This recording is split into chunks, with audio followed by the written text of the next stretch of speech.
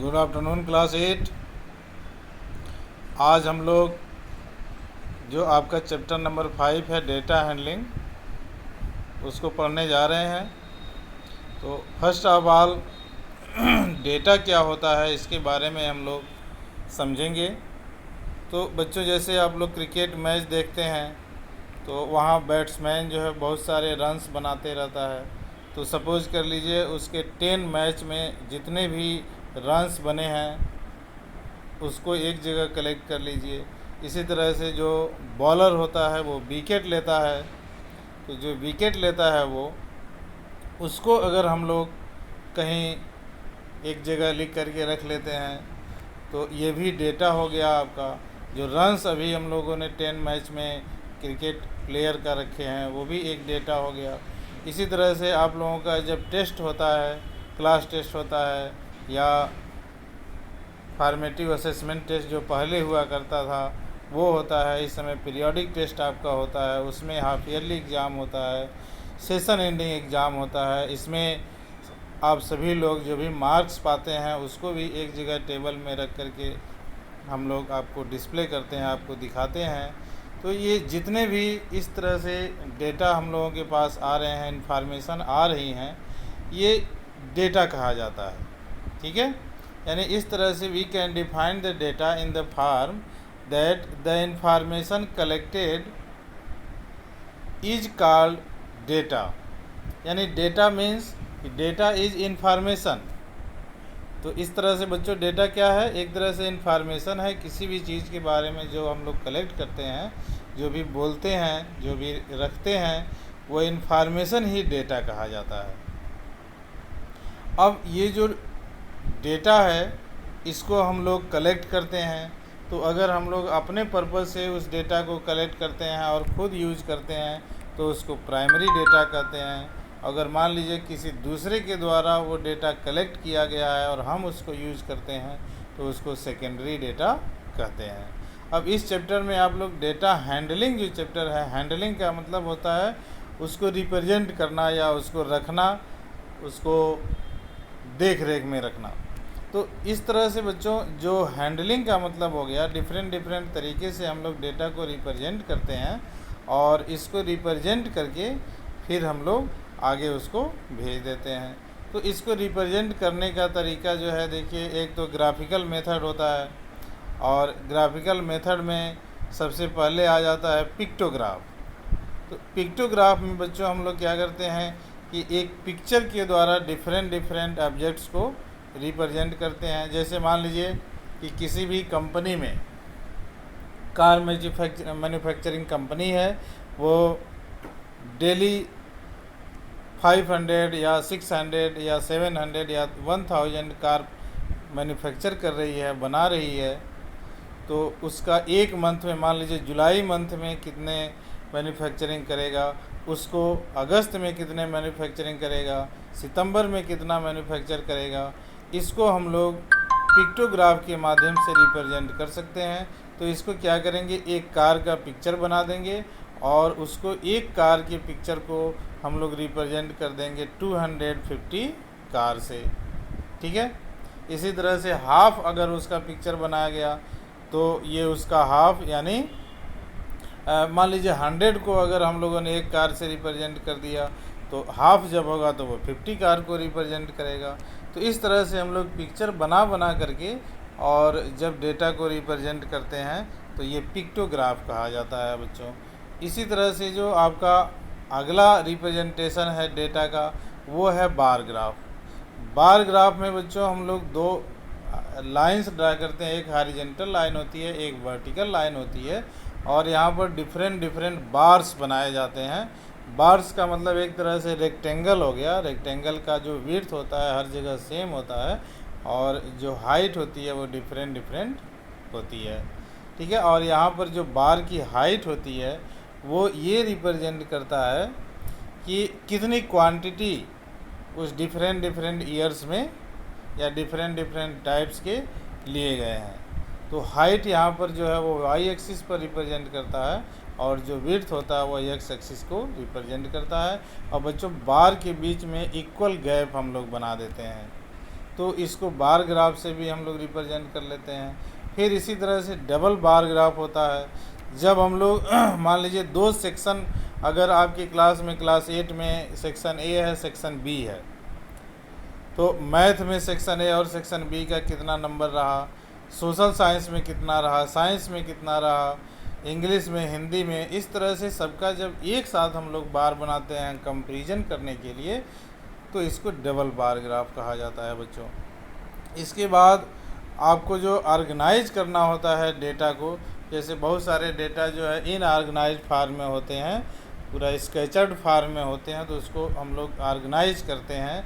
तो ऑर्गेनाइज करने के लिए जो डेटा लिया जाता है, सबसे पहले उसको रॉ डाटा कहते हैं, और ऑर्गेनाइज करने के लिए हम लोग टैली मार्क्स का यूज़ करते हैं। और टैली मार्क्स क्या होता है बच्चों, एक बंच होता है जिसमें 5 आर्टिकल्स लिया जाता है, तो 4 लाइंस हम लोग लिखते हैं, और उसके बाद एक जो लाइन होती है, 5th लाइन जो होती है, वो फर्स्ट के टॉप से लेकर के और लास्ट के बॉटम तक जाती है, वो तिरछी लाइन हम लोग रिप्रेजेंट करके बना लेते हैं यहाँ।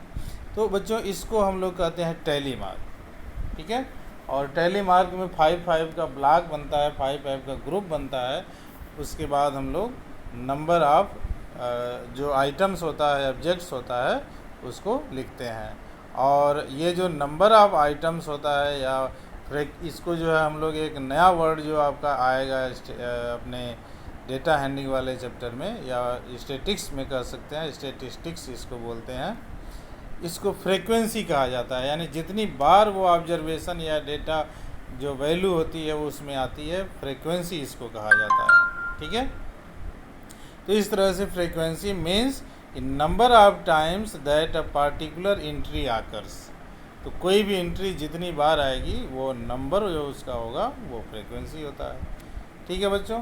तो अब हम लोग डेटा को इस ऑर्गेनाइज्ड फॉर्म में लिख लेते हैं, और फ्रीक्वेंसी डिस्ट्रीब्यूशन के रूप में टेबल में एक हम लोग लिख लेते हैं। तो इस टेबल को जो हम लोग यहाँ बनाते हैं, इसको कहते हैं फ्रीक्वेंसी डिस्ट्रीब्यूशन टेबल, ठीक है बच्चों। अब इसके बाद जो ग्रुपिंग ऑफ डेटा होता है, इसको देखना है। तो जो ग्रुपिंग ऑफ डेटा होता है, जो अभी मैं आपको बताया, टैली मार्क्स के रूप में आप लोग लिख सकते हैं, और इसका ग्रुप भी बना सकते हैं। जैसे मान लीजिए 0 से 60 तक कोई ऑब्जेक्ट है, तो 10-10 का हम लोग क्लास इंटरवल या ग्रुप बना लेते हैं। जैसे 0 से 10 हो गया, 10 से 20, 20 से 30, 30 से 40, फिर 40 से 50 और 50 से 60।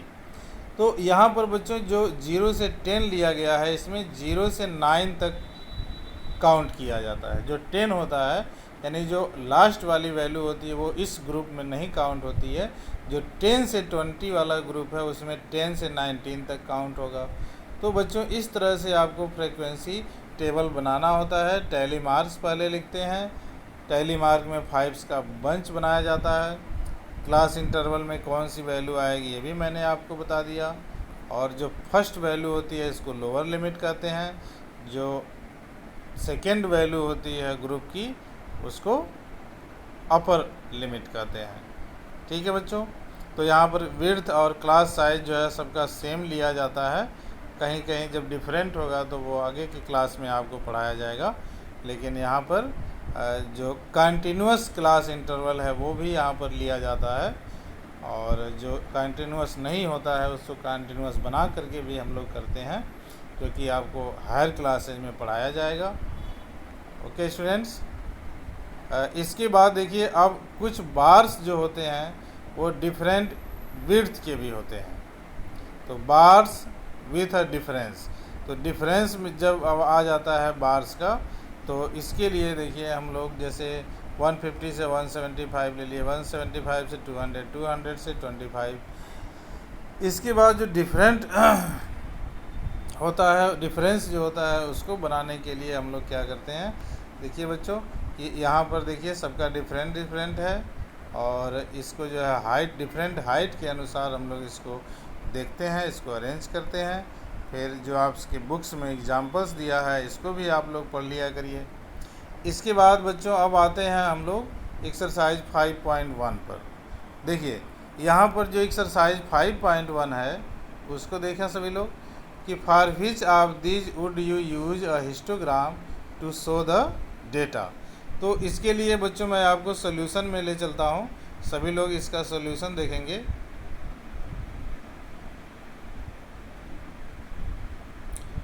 मैं सॉल्यूशन पर आपको लाता हूँ बच्चों।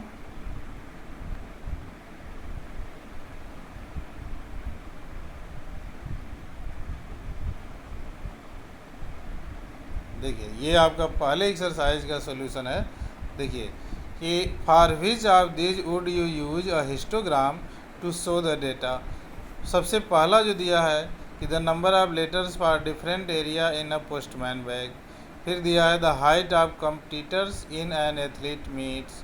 फिर the number of cassettes produced by 5 companies. फिर दिया है the number of passengers boarding train from 7 AM to 7 PM at a station. Give reason for each. तो बच्चों यहाँ पर देखिए कि हिस्टोग्राम जो होता है वो एक ग्राफिकल रिप्रेजेंटेशन होता है, और इसका जो डेटा होता है वो क्लास इंटरवल के रूप में होता है। और इसके बाद जो है क्लास इंटरवल के रूप में जो हम लोग यहाँ पर भेजते हैं और इसको बनाते हैं। तो क्लास इंटरवल जब बनाते हैं तो कोई बीच में गैप नहीं रहता है, बार में गैप होता है लेकिन हिस्टोग्राम में गैप नहीं होता है। इसलिए यहाँ पर जो बी और डी वाला जो आपका सिचुएशन है उसमें हम लोग गैप नहीं देख रहे हैं, तो इसको कंटिन्यूस क्लास इंटरवल के रूप में लिख सकते हैं, और बाकी जो केसेज हैं उसमें हम लोग नहीं कर पाएंगे। तो बच्चों ये आपका जो है पहले क्वेश्चन का आंसर रहा। इसी तरह से आप लोग जो सेकेंड क्वेश्चन है उसको करेंगे कि the shoppers who come to departmental store and marked as man women boy girl, ठीक है। और उसके बाद following give the shopper who come during the first hour in the morning. तो देखिए यहाँ पर एक टेबल बनाएंगे, शॉपर्स लिख देंगे, टैली मार्क लिखेंगे, नंबर ऑफ शॉपर्स कर देंगे। तो वोमेन, फिर मैन, बॉय, गर्ल, ये एक टेबल में लिख लेंगे, और जो टैली मार्क काउंट कर लेंगे कि कितनी बार आ रहे हैं, तो वो टैली मार्क के बंच में बनाते जाएंगे। और इसी तरह से जो नंबर ऑफ शॉपर्स है उसको काउंट करके लिख लेंगे।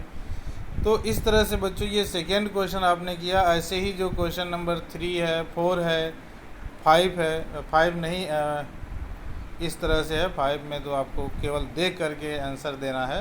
तो बच्चों एक्सरसाइज 5 तक आप लोग कंप्लीट करेंगे आज, फिर अगले टर्न पर हम लोग अगला जो एक्सरसाइज है उसको पढ़ेंगे और उसको करेंगे। तो ठीक है बच्चों, आज की क्लास में बस इतना ही। Thank you to all, good bye.